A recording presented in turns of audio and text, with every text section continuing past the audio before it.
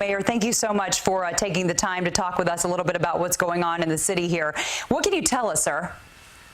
Well, a couple of things. First of all, what we have is a situation in a Con Ed facility on the west side of Manhattan.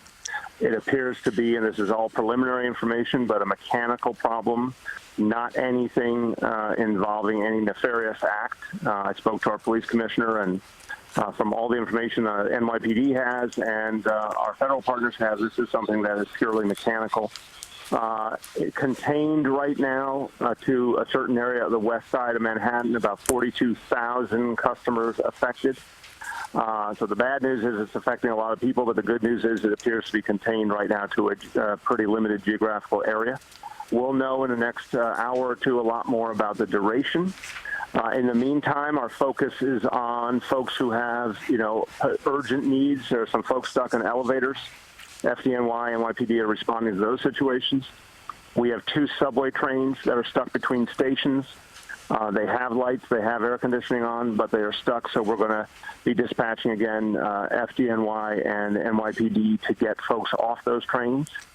This is going to play out for a bit, but we, at this moment, know of no injuries, thank God, but we're continuing to monitor that situation.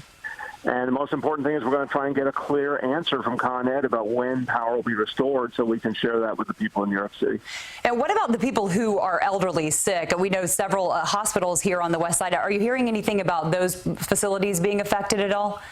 No, I will get an update on that. I mean, obviously, generally speaking, our healthcare facilities have backup generators, but it's really obviously a concern at the same time to make sure everything's functioning properly. In terms of anyone who has either a medical need or any other special need, if power is going to be restored quickly, hopefully that's not going to be a problem for them. If we think it's a prolonged situation, then we're going to have to identify, where are there people with special need who we have to get first responders to or medical personnel to, and we have experience with that. We went through a big version of that during Hurricane Sandy and those weeks after, where we had to send a lot of city personnel out to specific apartments to help people. So if we have to do that, we'll be ready to do that, but hopefully this will be a more limited duration than that. We know you're coming to us from Iowa. Is it difficult for you to manage a crisis of this magnitude from a distance? In this instance, because it appears to be to a limited geographical area, I think we have the situation under control for what the city can do. Our first deputy mayor, Dean Fullahan's on the scene. Our emergency management commissioner, Deanne Criswell's on the scene.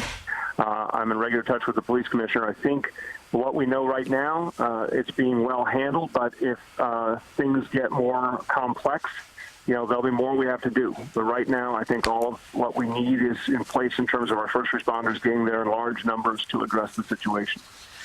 All right, Mayor de Blasio, thank you so much for the time. Hopefully we'll check back in with you later on this evening, sir, if things continue at this pace. And if you do hear anything about when this might be resolved, please let us know. We're going to let all the people in New York City know as soon as we have that information. We'll stay in touch with you. Mayor de Blasio, thank you so much again. We want to go